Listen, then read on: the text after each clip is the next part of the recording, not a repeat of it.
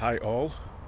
Well, we are back on the Golf GTI TCR, and today we are going to take the car out on a drive because on my last video we did a walk around where I showed you the spec and the optional extras and the standard extras that you get on these cars. So we're not going to waste any time. What we'll do, we'll just get straight in the car and we'll take it for a drive, and then you guys can let me know what you think to this Golf TCR.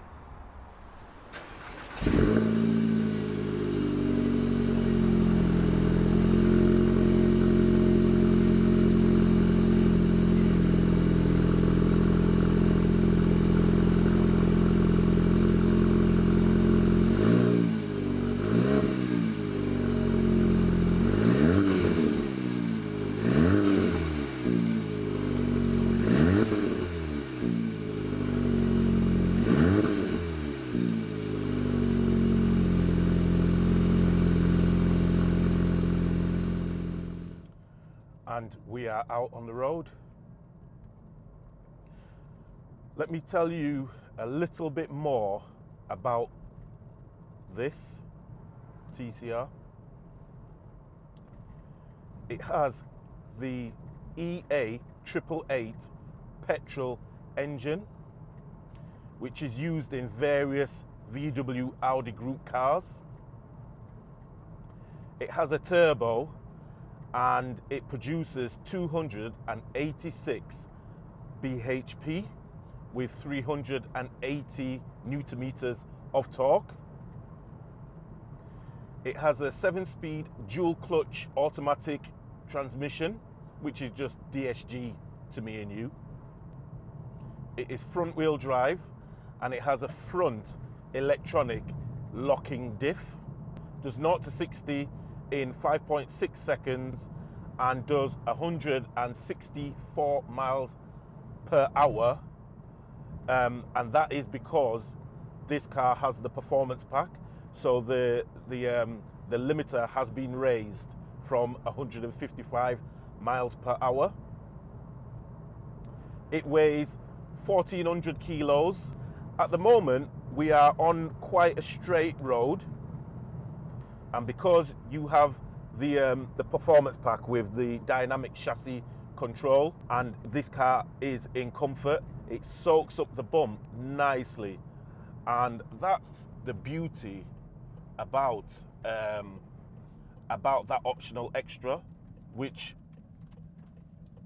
I'm not sure why you would buy this car without that extra, because you don't know what kind of road you're gonna end up on. So say for example I'm on this road right now and it is so bumpy, and if I only had the standard suspension, then I'm not sure how much of this journey I would enjoy. But because I am in comfort, yeah, it's pleasant. I mean, I will show you the difference when I put it in sport in a little bit, but for right now, this car drives really nice. But the main option is the dynamic chassis control. It works together with the driver modes.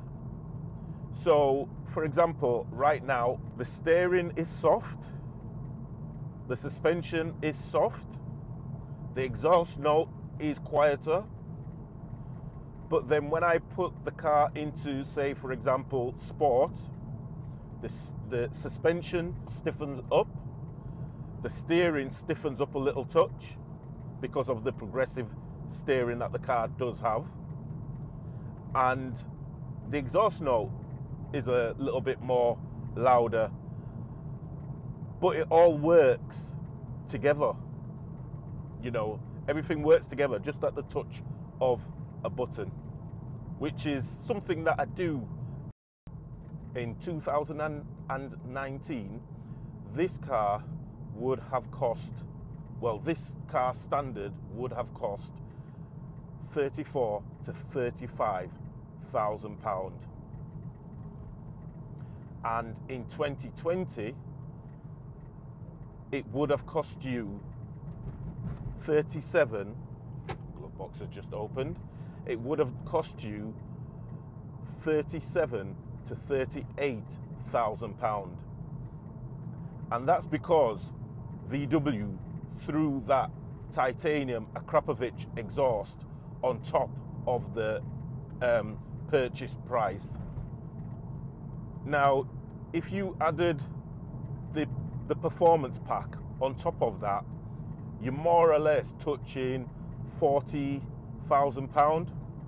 And then, as you can see, this car has the leather seat option, which is another 2,000 pound, and then you're over 40,000 pound.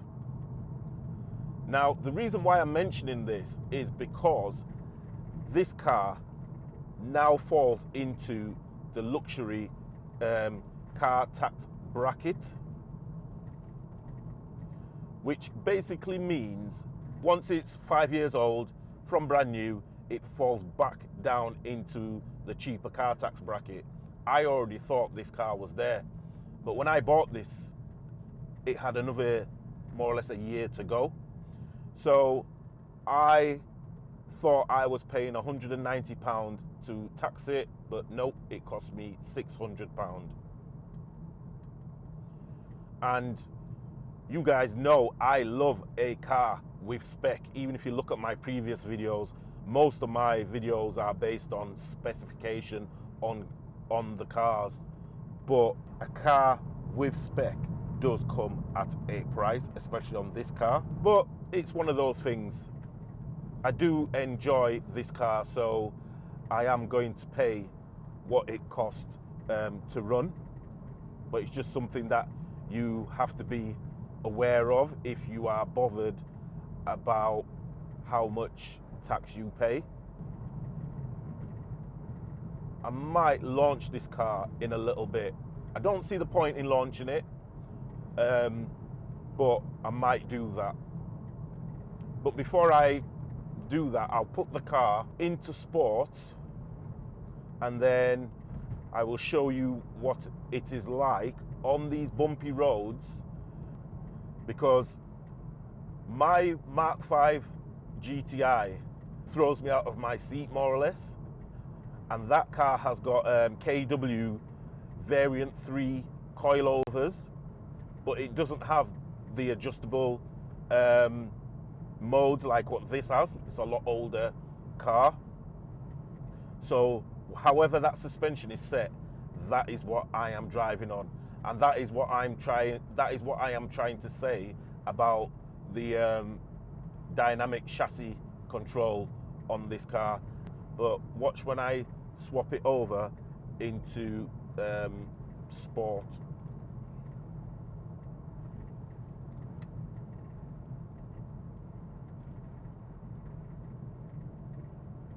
Okay, so straight away you might be able to hear the exhaust note change a little bit.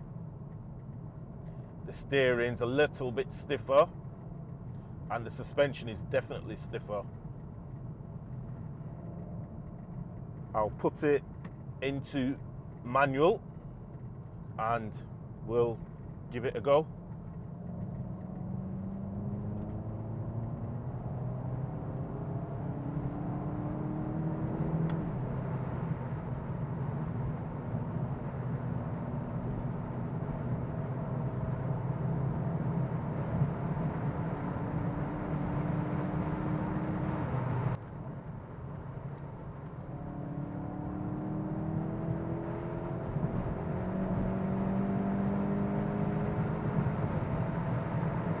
It's an absolute animal though on the road, as you can see.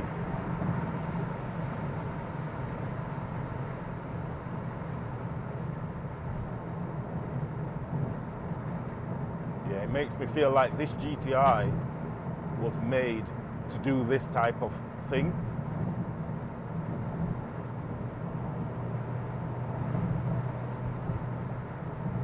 And this is in sport. it's soaking up the bumps pretty well. To say I'm going a lot quicker than I was a little bit earlier, it still soaks up the bumps.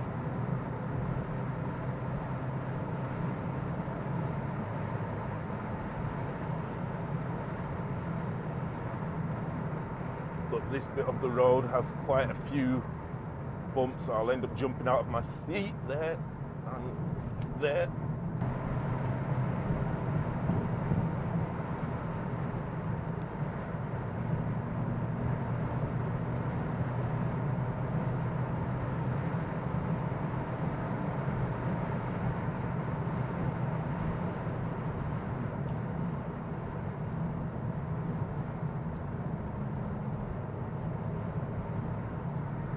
And even though I am getting thrown around a little bit, the car still handles it.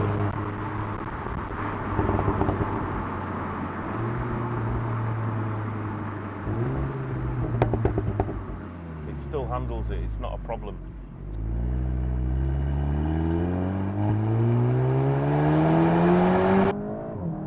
Now the downside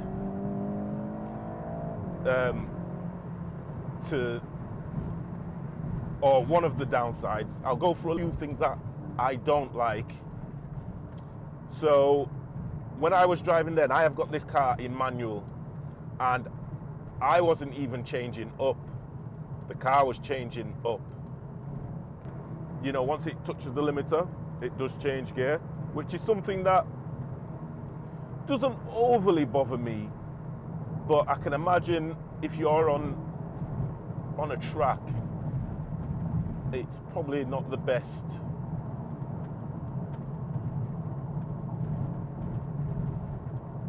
But one thing I can say about this is that the gearbox is silky smooth.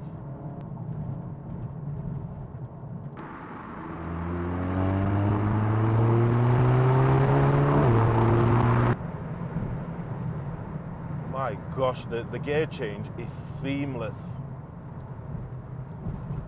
My Mk7.5 is clunky, it's mechanical, and to be honest, I do like that. This is very, very refined in comparison. In a way, it's a little bit too refined. Now, I like modern cars and I also like old cars, and this car just feels like it's got the best of everything. I can only compare it with my Mk7 because that is all I have. And even though that car is old now, I still enjoy driving that car. On the brake, foot on the accelerator.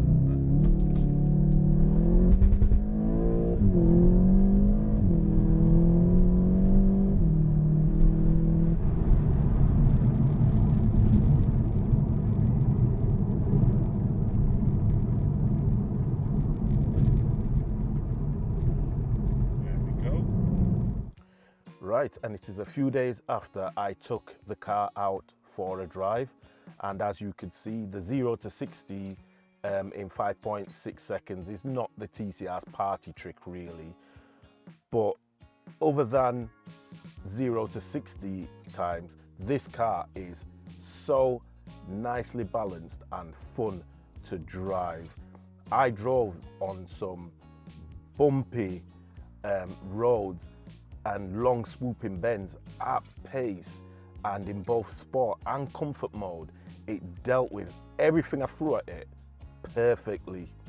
Now, I know everybody comes away with different things when they drive GTIs, but what I like about this particular TCR is I like the way the rear end is so light.